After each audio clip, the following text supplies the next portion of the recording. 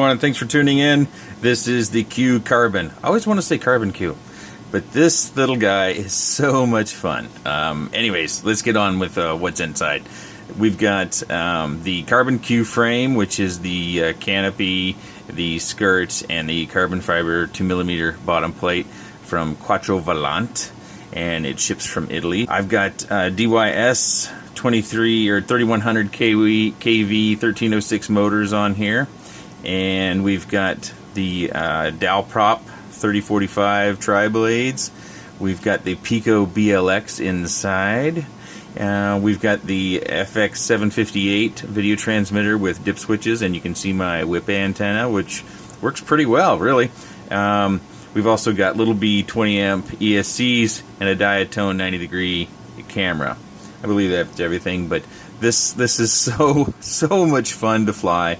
It might be my new favorite micro. As you see already, it really gets up and goes. I don't even have the piloting skills to really test this thing. I have a great time flying it around in the backyard. Oh, one thing I don't cover in the build video, which you can watch here up next, is you see these little hooks around the canopy. You use loom bands. If you can find some of those, you can order them online. They're like $5 for a package of 1,000 or something. And you can hook them around. You probably won't be able to hook them in the middle, unless you go underneath the skirt somehow, because the battery is going to be down there. This little guy comes in at 128 grams, and she flies really well. I really like it. As a matter of fact, I like how I can kind of see a little bit of the props in the video. I don't know why, but I like that. And the clearance on these props is minimal. But I've flown it another number of times. I still haven't done my PID tuning, but with the defaults it flies pretty good, just a little soft on the sticks.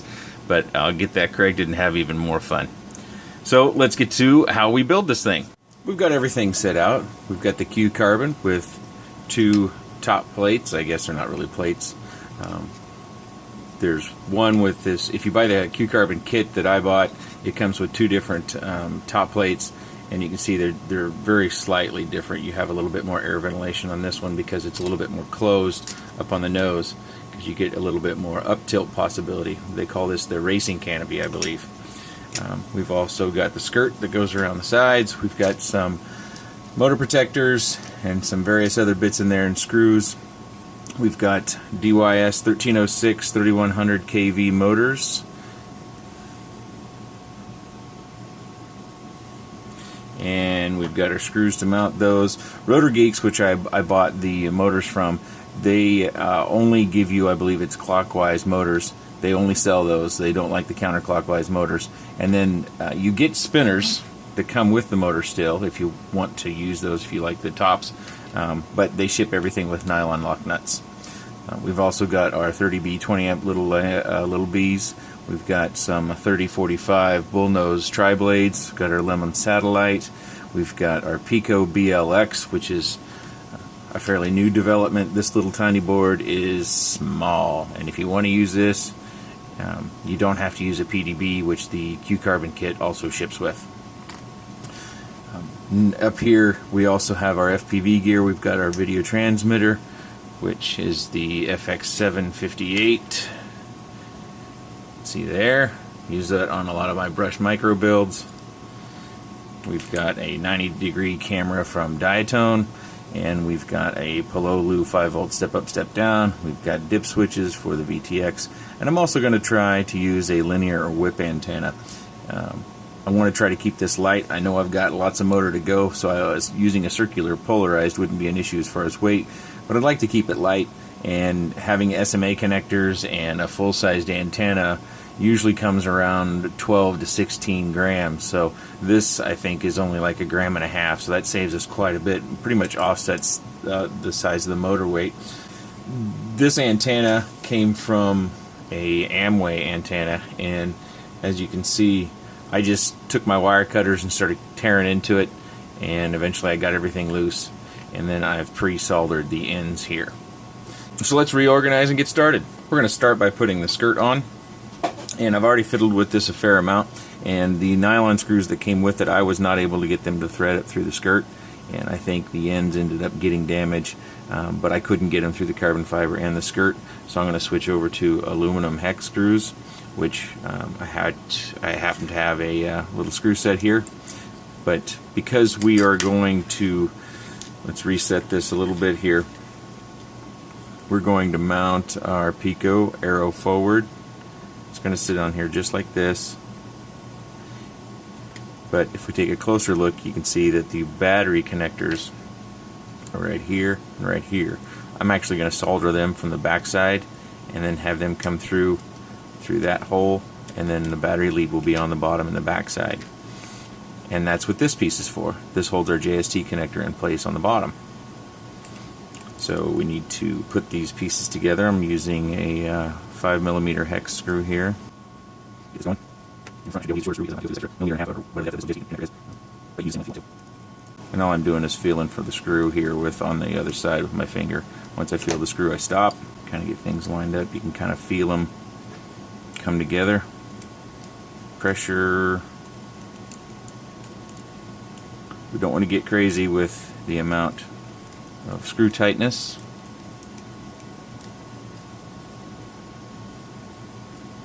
These are 3D printed pieces. I think that's pretty good. Now I get two more for the front. Good and tight there. So you can see now it's not going to sit flat, but I'll use some blue tack to keep things flat for us as we go. I've also got two more spots there we need to get at. You can get these screw kits. They come, I'll show this to you if you haven't seen these before. You can get these screw kits off of eBay and various other sites. I rarely find these screw kits available in local hardware stores, so you probably have to order one of these online. There we go. So now we've got our skirt on. You can actually see how tight this is going to be. Next bit would be to mount our motor protectors and our motors so that we can size up our ESCs and start routing everything in. You can see now that I have the motors on, and those didn't go on great. First off, I couldn't fit these on because the screws that come with the motors and the screws that come with the kit aren't long enough to get through the carbon fiber bottom plate, which is 2mm, and the 2mm here in order to get in. You would think a 5mm screw would work, but there's just not enough bite on these DYS motors in order to get the motor secured down. And unfortunately, I don't have enough 6mm screws in order to do all the motors, so I had to leave those out. The next thing that I had to overcome was these motor holes down here. When I secured the motors down, they didn't spin freely. You could feel it, there was some resistance. What I ended up doing was I worked up from one drill bit all the way up to a 3/16, and that's where I found this particular motor now spins like it did when it wasn't mounted. So, and I tried lining them up just right, but had to drill them out. So make sure you do that stuff outside. Carbon fiber is bad for us. We don't want to breathe that stuff in. Do that inside. Be quick about it, and make sure you kind of wash it off. Now that we've got the motor mounted, normally you would go right into ESCs. You'd figure out how you're going to mount them here. But what I'm going to do is I'm going to jump over to the FPV gear, because the FPV gear is going to lay down here underneath the Piko. So we want to have everything mounted up nice, neat here down at the bottom. So we've got some building to do there. Now what I'm going to do, instead of showing you that build, is I'll put a little card right up here that references building your own FPV gear. It's essentially the same, almost exactly. The only thing I'm using is the whip antenna that's got a spiral in it. That's really the only difference. So watch that video if you need to know how to build your own FPV gear. When we come back, I'll have it all laid out here in the bottom. I've got my little FPV backpack built up here. You can see my Pololu, and you can kind of take a look at what I've done here if you want to take a close look. And if you do this, make sure, or I think it's advisable to focus the camera before you put it in the quad. And what I'm going to do next is I'm going to put some hot glue on my focus and on these wires, just to kind of shore them up a bit and also insulate them from any contact with the carbon fiber. I've got my FPV gear all glued together. I tend to put my glue at the top of the lens to make sure the lens doesn't come unfocused. You can see I've glued the little wires down here. I've got some across the bottom, and I've got some here, and I had a little strength to my antenna with it as well. Some people don't like to use hot glue. I don't have a problem with it. I suspect I got less than a gram here total, and it'll be worth it if it keeps me from one repair. But the next piece that we need to look at is the mounting this. So it goes in here a bit like this, but there's this little tiny piece that comes in the kit, and this is the plate for the camera to sit in.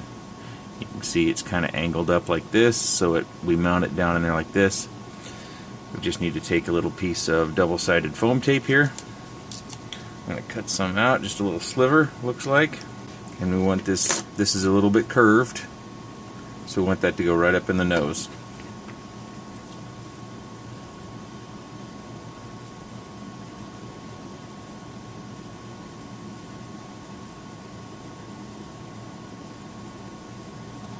There we go. And I even got it pretty well lined up. I've actually increased the number of pieces of foam that I have down in there. I used 2. I want to create a little bit more up tilt, nothing dramatic, but still wanted to use a bit more. So now I'm just going to take some hot glue to firm things up down there because it was so squishy. There, done. So now when we mount our camera, we'll have something to mount it up against. While we're talking here, I will link down in the description to the Piko BLX, and I will do that because everything is so small on here, it's really hard to see, and oftentimes with my eyes I even have to see. I have a hard time seeing, and the image that they have on the Furious FPV website is really good. It lays everything out, it's blown up nice, they've colorized all the labeling, so they've done a really nice job with that image. So if anytime you get to wondering what I'm doing or where I'm soldering, refer to that image that's down in the description, and that should help clear things up. You might also be asking yourself why I have a Pololu on here when this has an LC filter right here. These two right here. Well, those LC filters run at battery voltage, and that would be much too hot for the video transmitter and the camera that I have. I need 5 volts for these, so that's why I've got the Pololu there instead of using it straight from the board. But if you're running a different video transmitter that you're going to get power from the transmitter to the camera, then you could probably run it straight from here and you'll have less mess. You won't have this inside of yours. So now we do just a bit of a dry run.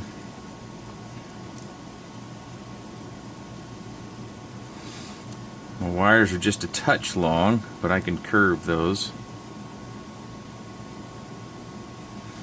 And you can even see, once I get this set in here, the amount of up tilt I have isn't that dramatic. I'll probably put the camera lens right on it and do it this way. But before I do that, I've got to solder this to these 2 spots right here, and I'm going to do that from the underneath side. So just like with my battery, I'm going to do that soldering from the underneath side. So let's clear this off and let's get set up to do that. All zoomed in here. Now what you see, and my finger just about covers this whole board. So once again, we've got ground and our voltage here, but we're going to go from the underneath side, so I'm going to flip this over. So ground's going to be towards us. Ground is here, voltage is here. I've got my wires tinned up, but I need to tin up the board itself, so I need to do that now.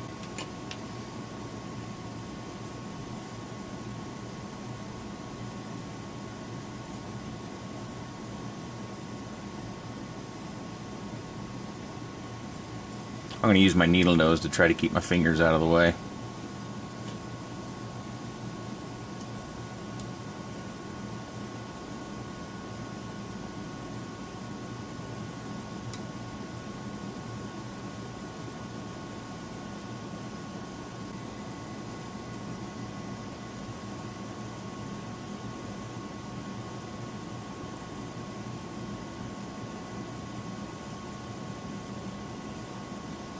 I think I got it.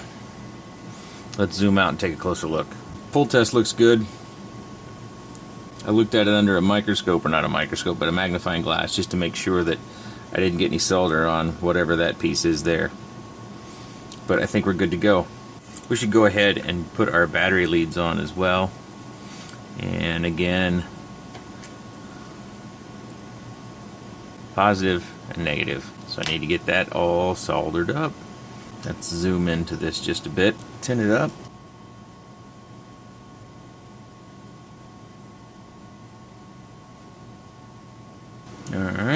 Negative is our square, so let's get this one soldered up.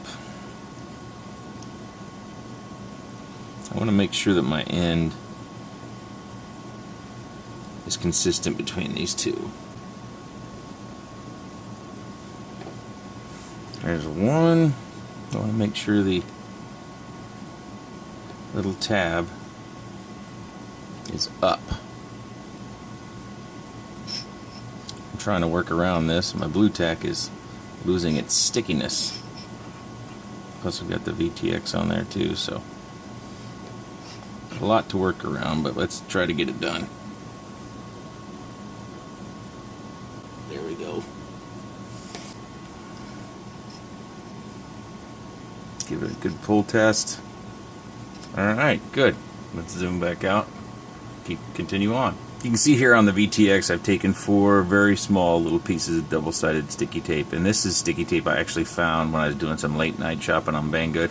It's made for automotive detailing, I think, of some sort, but it's some of the stickiest super tape or double-sided foam tape I've found. So because our airflow is limited, I also want to limit how much I cover of surface area, even though the heat shrink on the top in theory is supposed to allow the heat dissipation. I've noted on the bottom of these they get very, very hot as well, so I don't want to cover the whole thing, but I do want to keep it up off the carbon fiber. So I'm going to route my battery leads down through the bottom here, and I'm going to try to stick my VTX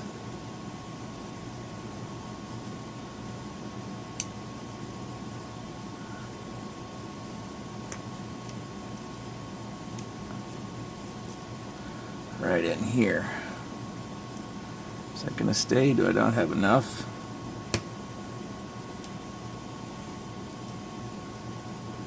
There we go. Before we go any further, I'm going to use a Spectrum Satellite. I need to get that plugged in because that port's on the bottom, and once you get the board secured down, I don't think we can plug that in without taking it back out. Let's give it a little try. It's all the way down. No, it's not going to, so I'm going to clutter our wires a little bit more. Make sure I get that in there good. There we go, slid in, and I need to mount my camera as well. I'm just going to do that simply with some glue. When we come back, that'll all be done and we can start working on the ESCs. Well, oh boy, what have you missed between cuts? Me and this thing have been going round and round and round for a good almost 2 hours. But as you can see, I've got the canopy on. But let's go into what it took to get that done. Learn from my mistakes. Learn from what I had to do, I guess. So, let me get my pointer. I had put glue here, and here, and here, and here to secure things down. Well, that was exactly the wrong spots to do it in, because as you can see with the canopy, we have hooks that go in the rear and in the front and in the middle.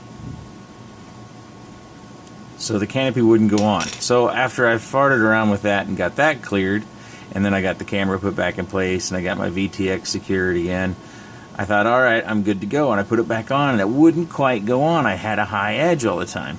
And then I thought, well, it's my Pololu getting in the way. So I'd put the canopy on from the back and I'd shine a flashlight down through there to see what was hitting, and you really had a hard time seeing. And as you can imagine, I'm sitting here doing this. Let me see if I can even do this. I'd use my little flashlight and shine it down through there and try to see. Well, I could see my Pololu was out of the way. What else? The nylon screws. So my nylon screws were too long to secure this down firmly.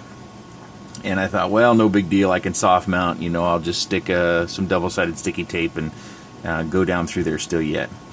Well, that was going to be even a bigger issue because it was going to be too high. The canopy was hitting. So what I had to do in order to get this seated firmly and to get it on low enough to where the canopy would secure was, you can see I shaved the top of the lock nuts, or not lock nuts, the nylon nuts, or bolts I guess they are. I shaved those down using my Dremel. And then if I take one out here, Let me take one out that's easy, hopefully. These were not easy to get back in, as you can imagine. I also took my Dremel and I trimmed it down. So either my skirt was printed improperly and these little standoffs that are in here are too high, but they also aren't deep enough to where a full-size nylon bolt that I have would go in. So I had to trim them down just to get the nylon bolt in the way, and then the nut part of the bolt was in the way, so I had to shave those down. So finally, after all that, we are ready to go again. We can finally get started doing our ESCs. Let me see if I can even get, let me show you how squirrely this was to get back in. I think I got it started.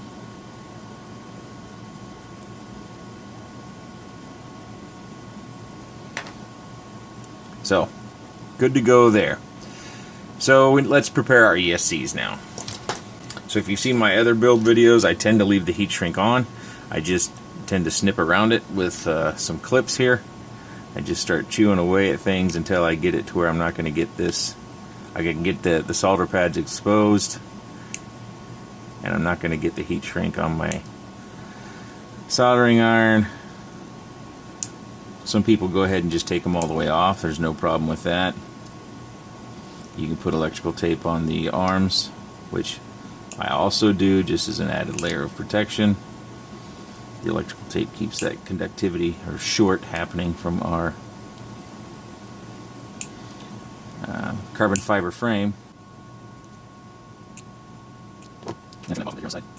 This is just one way of doing it. There's no wrong way. Whatever you're comfortable with, whatever your preference is, that is up to you.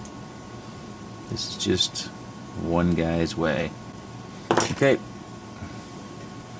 There's one. Now I got 3 more to go. Time to remove our motor leads from our ESCs. Nice clean soldering tip. Add a bit to the end, nice and hot. Pull here, add heat here.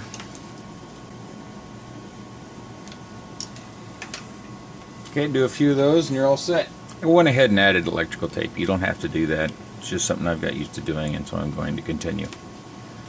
We need to get a fix on how long all these things need to be. We're going to do an estimation, probably 2 trims, because we have to feed these down through those little slots. You see those down here and here. Each motor arm has one. Oh, I got a little bit of tape up there still. Each little motor arm has one, and we've got to feed everything through there. Hopefully it fits. So obviously this isn't going to fit as it is, but we can do an estimation. These don't need to be all that long. I think this long is plenty long. So I'm going to snip those off. Looks like I also need to trim this to get it up tight to the motor. Let me trim this off too. See if we can get these to fit.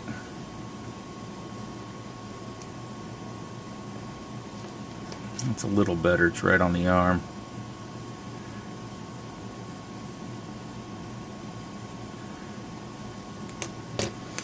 So we need to feed this all through. We may have to loosen that skirt up to do this. Let's see what happens. Yeah, not going to go through like that. So I'll loosen the skirt and we'll feed those through. I've loosened the skirt, but I haven't taken all the screws out. I just took out these back 4 so we could work on the back motors, so we can get a little gap in there, and we should be able to feed this stuff all through. You could do all this and then put the skirt on. That's really just up to your personal preference. It's a really tight build. It's going to be pretty fiddly. Doesn't matter what you do. So there's one. Got a little extra in there. We just need to let's see, should we just loop them back over? Cut them about here.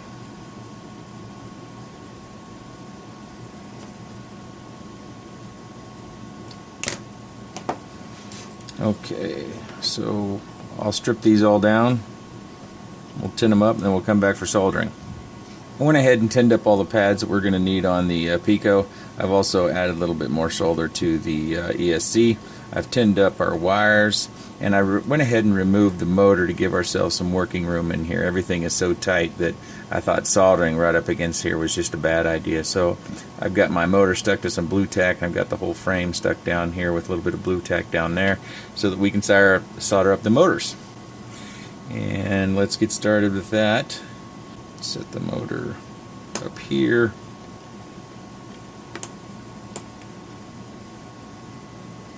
Do it this way. Now I've got it out of frame. Let's try to get center of that. There we go.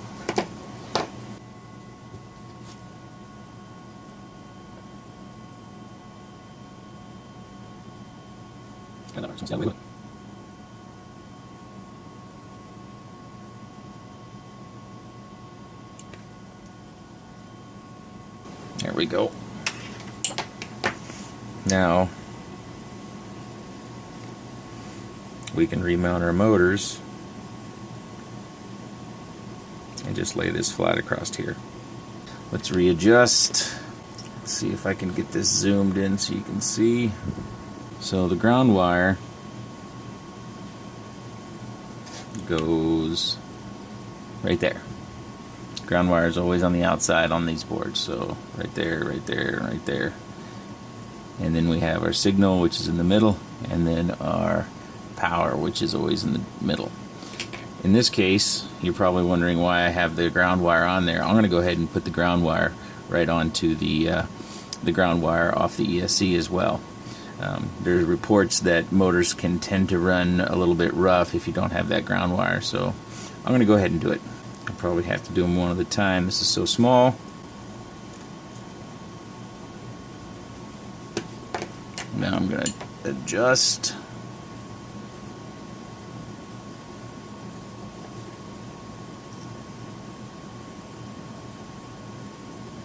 It's awful long.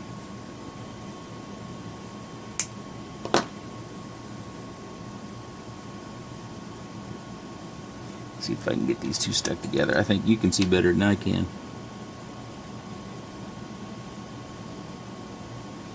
There's a signal wire there in the middle.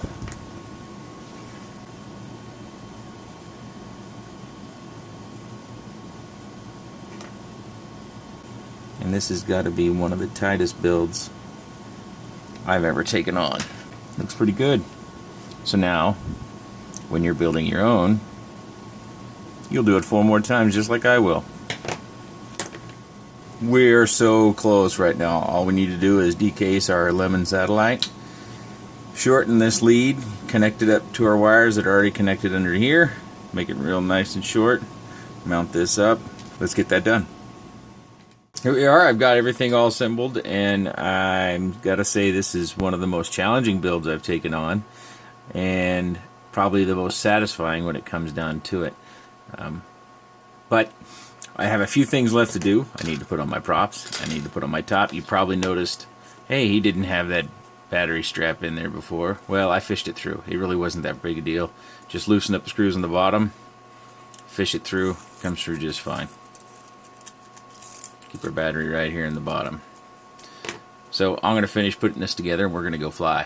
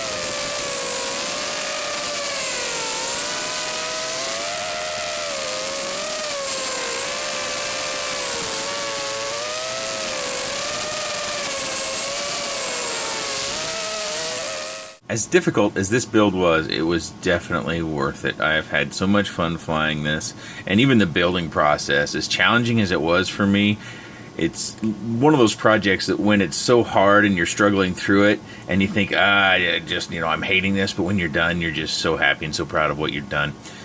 I would say if you want a micro, go build one of these. You won't be disappointed. Even through all the frustration of the process, it'll be easier if you don't use 1306 motors, because squeezing those giant motors on these little arms with ESCs, it's a bit of a challenge. And if anybody has any build tips for anyone, leave them down in the comments below. I would like to know what if others who have built this and see the video, how they did theirs. I've looked at some pictures and over at the RC groups, and I'll link the thread for the RC groups thread for the Q-Carbon. I think it's Darun. He has some just spectacular looking builds. It is incredible. Go look at those even if you don't like this particular model. He's got some impressive skills there with his building. If you have any questions or comments about this little guy, leave them in the section down below. I will link the parts and where I got them down below as well. If there's anything you'd like to know about the Q-Carbon, let me know and I'll try to answer as best I can. And finally, I'm going to leave you with the rest of that FPV session that I was showing you a teaser of before. Thanks for watching.